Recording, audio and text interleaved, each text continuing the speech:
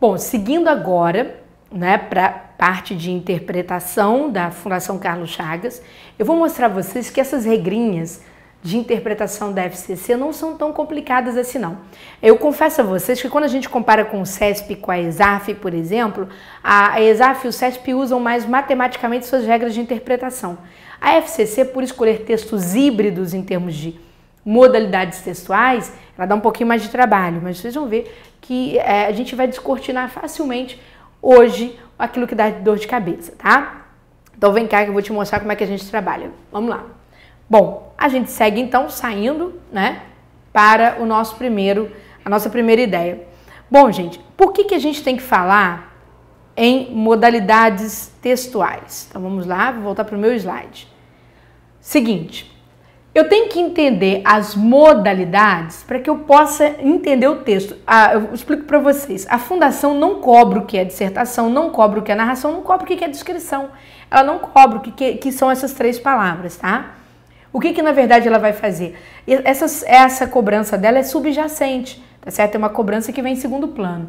Mas eu preciso entender essas modalidades aqui para que eu possa compreender como a FCC raciocina o seu modo de formação, o seu modo de interpretar texto.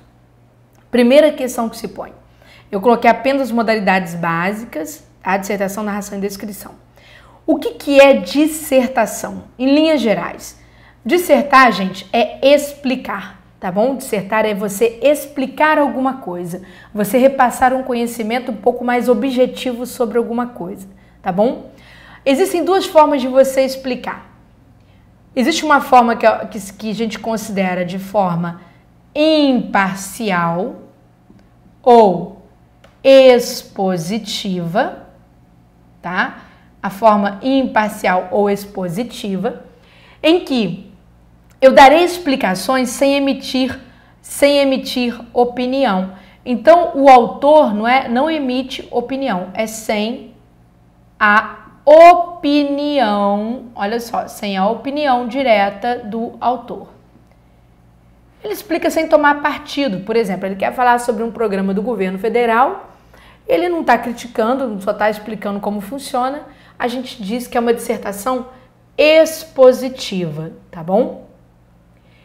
Porém, existe uma forma de a gente explicar que é aquela em que o autor opina, tá? Seria dissertação opinativa ou argumentativa, tá? Opinativa ou argumentativa, tá certo? Desculpe o remendo aqui. Então vejam só, nessa passagem, né, com esse tipo de texto, o autor não quer só explicar, ele quer explicar e quer convencer. Então a função dele é explicar, mas é sobretudo o quê? Convencer de que o que ele defende ali, né, é algo essencial. A narração já é um relato. O que é um relato? É quando você conta um caso, uma história, tá? Essa história pode envolver personagens terceiros, né? Ou pode envolver o próprio narrador como o personagem de sua própria história, tá? A gente nota, a FCC gosta muito de narração porque ela tem mania de ir a determinados discursos históricos mesmo. Às vezes ela vai falar sobre a Grécia Antiga, às vezes ela fala sobre o hábito de algum tipo de, vamos dizer assim, de algum tipo de povo, né, em determinado momento histórico, tá? Vai muito ao século XIX, porque ela gosta muito de texto filosófico, então costuma narrar coisas do século XVIII, século XIX. E a descrição, o que é? A descrição é uma caracterização, tá? O que acontece com essas três modalidades? A FCC costuma, num texto, juntar as três, tá bom? O que a gente vai fazer? A gente vai entender um pouquinho mais sobre a dissertação, para que a gente possa chegar até o exercício da FCC e mostrar como funciona quando eu entendo as partes do discurso dissertado. Olha só, essas duas modalidades aqui, narração e descrição, na verdade são performances, são desculpas para se chegar a isso aqui, a dissertação, tá? Quem comanda mesmo é a dissertação, ok? Bom, então vem cá um pouquinho para a gente falar um pouco mais sobre a dissertação, não importando a sua submodalidade, tá bom? Então, a dissertação. Quando eu pego um texto explicativo ou um texto de defesa de ideias, esse texto é dividido em 3 partes. O que ele tem? Ele tem uma tese, ele tem os argumentos, tá? Que é o desenvolvimento dele, e ele tem a conclusão. Então, preste muita atenção que aqui você vai começar a tirar aquela sua dor de cabeça de interpretar provas da Fundação Carlos Chagas, tá bom? Então, vamos lá. O que é a tese, gente? A tese é a ideia central, nuclear ou principal do texto. Ideia central, nuclear ou principal do texto. Já veio na prova com o nome de proposição nuclear. Proposição nuclear é a ideia central.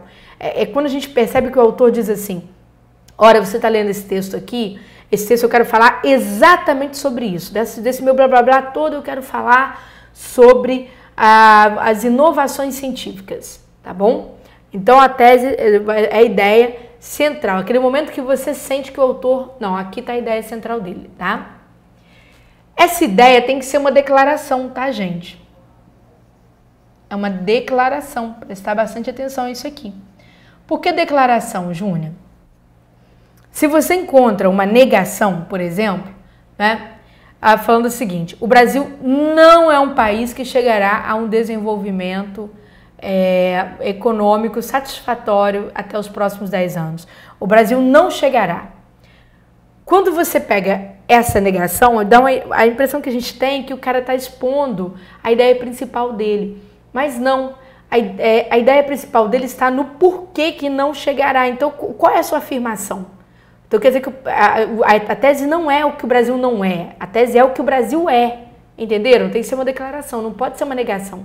Também não pode ser uma pergunta, né? A pessoa abre o texto falando o seguinte: o Brasil será um país desenvolvido até 2020? Não, se é pergunta não é tese, aí não tem ideia, tá?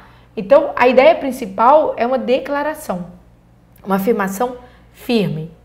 O que são os argumentos? Ora, os argumentos são outras opiniões, né? Opiniões que a gente chama de testemunhos, opiniões terceiras,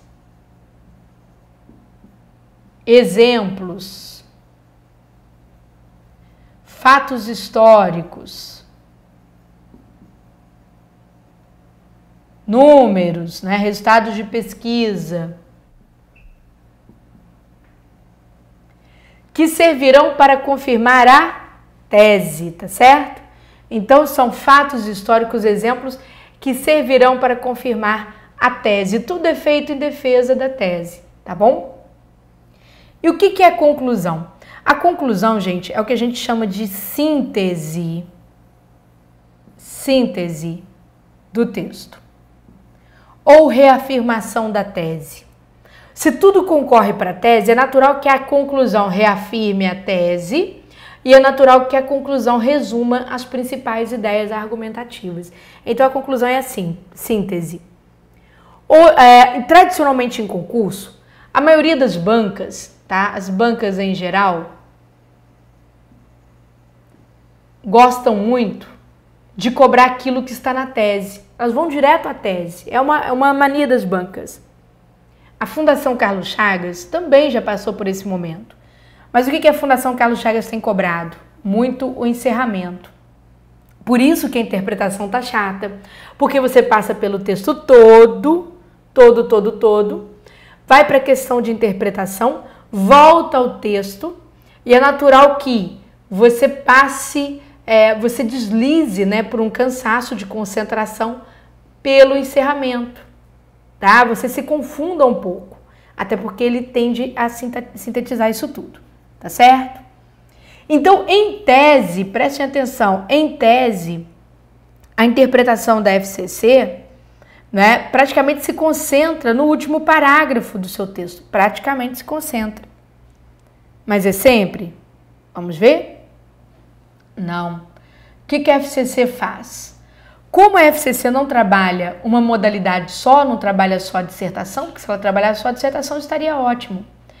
Ela pode, por exemplo, abrir o texto com uma narração contando uma história. Olha que interessante. Ela pode começar narrando, ela opta muito por esse recurso, né? Escolher textos de início narrativo, tá? E aí tem lá o primeiro parágrafo narrando. Quando você chega ao segundo parágrafo, ela disserta. Por exemplo, ela começa contando uma história sobre o rapto de Helena em Troia. Então fala, quando Helena foi raptada em Troia, né, estava-se diante de um dos grandes problemas da humanidade, né, o fato de o homem, por exemplo, o fato de o homem ser um ser vingativo, que aí vai contar a história de Menelau. Aí começa narrando. Quando chega no segundo parágrafo, ele fala, a história de Helena ilustra a vingança humana, né? O ser humano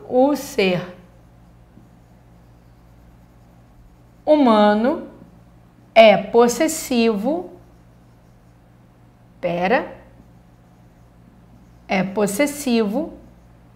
e cruel, tá certo? O ser humano é possessivo e cruel. Então, quer dizer, quando a gente acha essa frase afirmativa, depois de sair da história de Helena de Troia, tá? O que vai acontecer conosco? A gente se depara com o ponto de vista do autor. Ele usou a história de Helena apenas para servir de performance para aplicar suas ideias. E depois ele vai tecer as ideias. O que acontece na conclusão do texto? A conclusão faz a síntese do processo. A conclusão não vai contar a história de Helena de novo, mas ela vai reafirmar essa história de possessividade e crueldade do ser humano, não é? E vai trazer mais alguma outra história que foi veiculada aqui no desenvolvimento, tá bom? Mais algum outro acabamento que veio aqui. Hoje a Fundação Carlos Chagas, muita atenção, tem cobrado depreensão, é o tal do depreende-se, infere-se. Gente, depreender é concluir uma ideia do texto, é trazer uma informação global do texto. É a máxima da FCC, ela quer uma informação geral sobre o texto, algo que resuma o texto. E aí, preste atenção, em que parte do texto você vai localizar o depreende-se? Normalmente na conclusão. Normalmente na conclusão. Júnior, pode acontecer de eu localizar isso na parte inicial, lá, primeiro, segundo parágrafo? Pode, mas normalmente a síntese do depreende-se está na conclusão. Tá claro? Bom, gente, então eu passei aqui a primeira teoria sobre interpretação. O que eu vou fazer agora? No próximo bloco, ainda demonstrativo, nós vamos mostrar como é que isso se manifesta nas provas, né? Porque o válido mesmo é a ilustração. Não é só eu passar a teoria, mas você sentir isso de perto para que você possa fazer os outros exercícios, tá? Espero que você goste. Vamos para o próximo bloco.